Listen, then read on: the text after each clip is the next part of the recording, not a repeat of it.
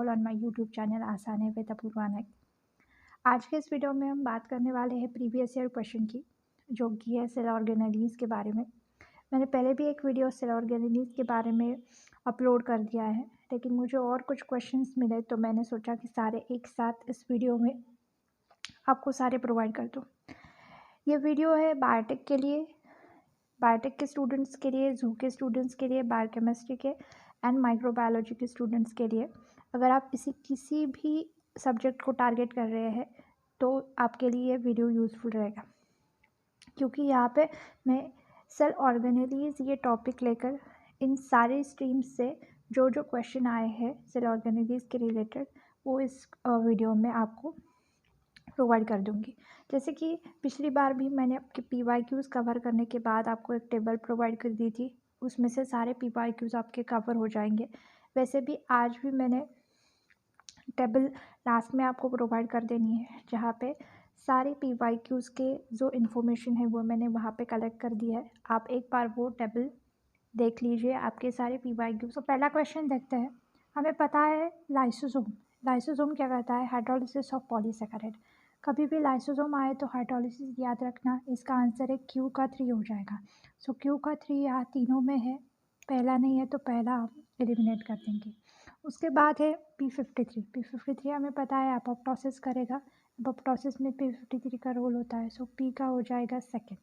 सो P का second B में है और D में है, सो इससे C भी एलिमिनेट हो जाएगा। उसके बाद है हिस्टोन DNA पैकेजिंग में इन्वॉल्व होता है, इसलिए यस का 1। सो यस का 1 सिर्फ D में है, इसलिए इसका आंसर हो जाएगा D। सो इसका आंसर है D। उसके बाद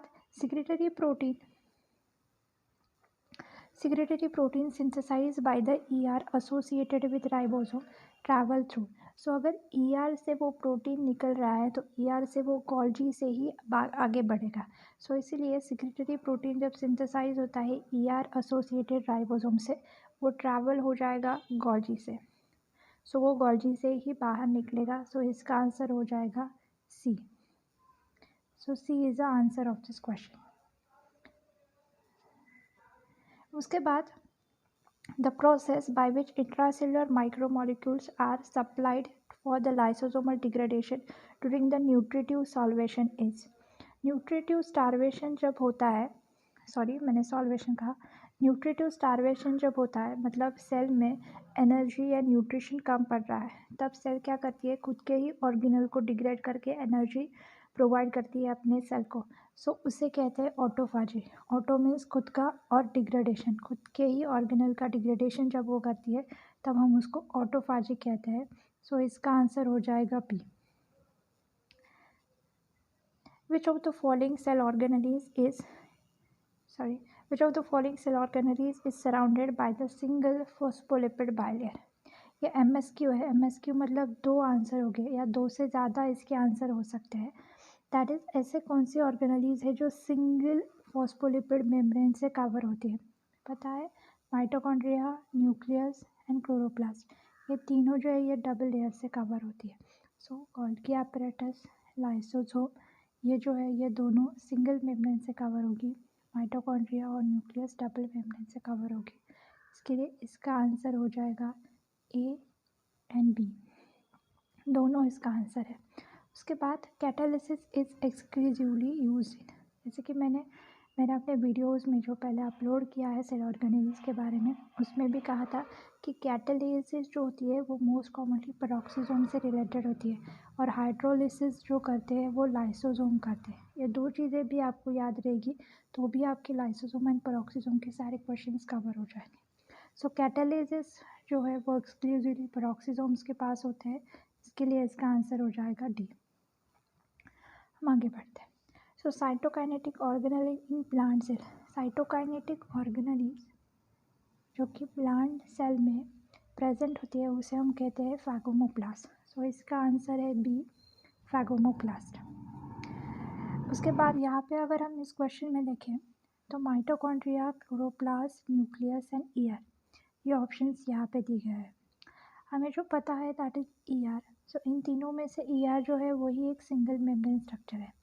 सो इसका फर्स्ट ये तो कंफर्म है, जो कि सेकेंड एंड थर्ड में है।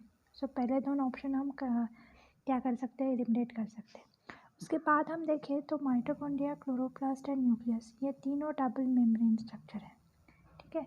लेकिन अगर हम माइटोकॉन्ड्रिया को देखें तो माइटोकॉन्ड्रिया एक ही ऐसा ऑर्गेनल है जो मैटरनल इनहेरिटेंस दिखाता है, मतलब जो कि मदर से आता है, ठीक है। सो पी का 3 हो जाएगा, ये तो कंफर्म है। अगर हम देखें तो ये सिर्फ थर्ड में है। क्यू को अगर देखें क्लोरोप्लास्ट का अगर हम देखें तो वो है एंडोसिम्बायोटिक ओरिजिन, ठीक है। सो क्यू का हो जाएगा 4 जो कि है यहाँ पे, और न्यूक्लियस है डबल मेम्ब्रेन स्ट्रक्चर। सो इसका आंसर हो जाएगा थर्ड, ठीक है। आई होप यहाँ आप तक क्लियर है। उसके बाद अगर हम देखें लाइसोसोम हमें पता है कि वो डिग्रेडेशन करता है फॉरेजिन सब्सटेंस का। सो पी का हो जाएगा फर्स्ट। स्मूथ ईआर अगर हम देखें तो वो लिपिड का सिंथेसिस करता है। सो क्यू का हो जाएगा थर्ड जो कि यहाँ है और यहाँ है। अगर हम गोल्गी apparatus को देखें तो यहाँ पे 2 है, protein synthesis and protein targeting. So Golgi apparatus है जो कि प्रोटीन को टारगेट करता है, प्रोटीन का सिंथेसिस नहीं करता, प्रोटीन का सिंथेसिस ईआर करता है, ठीक है। सो फोर्थ नहीं, इसका आंसर हो जाएगा सेकेंड, ठीक है। सो आर का सेकेंड हो जाएगा। सो जो कि है फर्स्ट में, ठीक, फर्स्ट में। और न्यूक्लियोलस जो है वो आरएनए का सिंथेसिस करता है जो कि यहाँ पे है फिफ्थ में। सो इसका आंसर हो जाएगा फर्स्ट।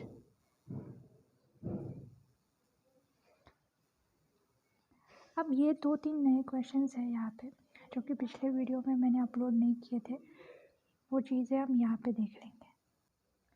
अगर हम इस क्वेश्चन को देखें, that is a Golgi apparatus।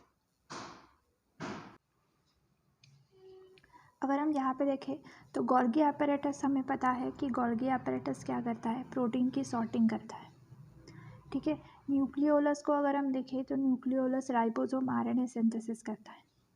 Peroxisome को अगर देखें तो पेरोक्सिसोम लिपिड का डिग्रेडेशन करेगा, ठीक है। और प्रोटियोसोम अगर हम देखें तो वो क्या करेगा, प्रोटीन का डिग्रेडेशन करेगा। सो प्रोटियोसोम एक असेंबली होती है जो कि प्रोटीन डिग्रेडेशन में हमें मदद करती है। अगर हम यहाँ पे देखें तो हमें क्या मिला, गोल्गी apparatus प्रोटीन का सॉर्टिंग करेगा, न्यूक्लियोलस राइबोसोम का सॉर्टिंग करेगा, पेरोक्सिसोम लिपिड का डिग्रेडेशन करेगा और प्रोटियोसोम प्रोटीन का डिग्रेडेशन करेगा। सो यस का 2 है, ठीक है। उसके बाद आर का फर्स्ट है, क्यू का 4 है और पी का 3 है। सो इसका आंसर हो जाएगा बी। आई होप यहाँ तक आपको क्लियर है। यहाँ पे देखिए फिर से न्यूक्लियोसोम पेरोक्सिसोम, सी वही कॉम्बिनेशंस आपको बार बार पूछे जाएंगे, कुछ नया नहीं पूछ रहे वो। फिर से अगर हम न्यूक्लियोलस को देखें तो न्यूक्लियोलस क्या करेगा, राइबोसोम का बायोजेनेसिस करेगा। पेरोक्सिसोम अगर देखें तो oxidation of fatty acid and amino acid करेगा। ईआर को अगर हम देखें तो वो प्रोटीन का ट्रैफिकिंग नहीं करेगा, गोल्गी प्रोटीन का ट्रैफिकिंग करता है और ईआर प्रोटीन का सिंथेसिस करता है, ठीक है। तो इसका आंसर क्या होगा वो अब हम देखते हैं। सो पी का हो जाएगा 4। सो पी का 4 यहाँ है, सिर्फ एक ही में है। सो इसका आंसर हो जाएगा सी। उसके बाद लाइसोसोम, फिर से वही चीज़ें पूछी जा रही है। लाइसोसोम हमें पता है डिग्रेडेशन करेगा माइक्रोमॉलिक्यूल्स का। सो पी का 1 हो जाएगा जो कि यहाँ है, बाकी किसी में नहीं है। सो यही से हमें आंसर मिल जाएगा, ठीक है। पेरोक्सिसोम क्या करेगा, detoxification of harmful component, peroxisome conversion of fatty acid to the sugar and cytoskeleton involvement of cell motility. So जो है दैट इज पी का 1, क्यू का 2, आर का एस एंड एस का 4, that is option number first, यह इसका answer है। सो यहाँ तक हमने सारे अपने PYQs कर दिए जो कि बायोटेक्स, बायोकेमिस्ट्री एंड माइक्रो में आए थे। अभी हम थोड़ी सी इसकी थ्योरी देखेंगे, उस थ्योरी से ही आपके सारे जो PYQs आए हैं अलॉन्ग विद दैट अभी आने वाले सारे PYQs और अभी आने वाले क्वेश्चंस, ये भी इसी से सॉल्व हो जाएंगे।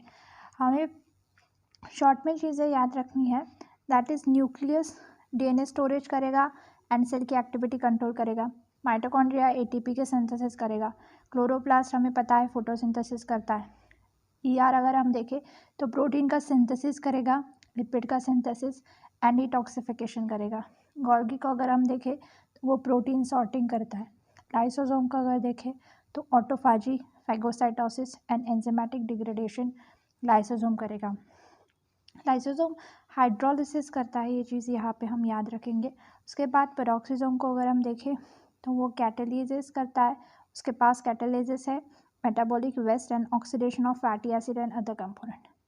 सो यही चीज़ें आपको याद रखनी है, इसी से सारे PYQs सॉल्व हो जाएंगे। ठीक है, अलॉन्ग विद दैट मैंने यहाँ पे और एक चीज़ें ऐड कर दी है, that is which is double membrane structure, single membrane and no membrane. So इसी से भी बहुत सारे क्वेश्चन आते हैं। इस बार CSIR में इससे क्वेश्चन आया था, यहाँ से नो मेम्ब्रेन स्ट्रक्चर से। क्या पता इस साल गेट में आ जाए, तो एक बार ये टेबल भी आप करके जाना। That is double membrane structure में न्यूक्लियस, माइटोकॉन्ड्रिया एंड क्लोरोप्लास्ट है। सिंगल मेम्ब्रेन में lysosome, endosome, peroxisome, ER, Golgi and vacuoles, ये सारे सिंगल मेम्ब्रेन में आते हैं।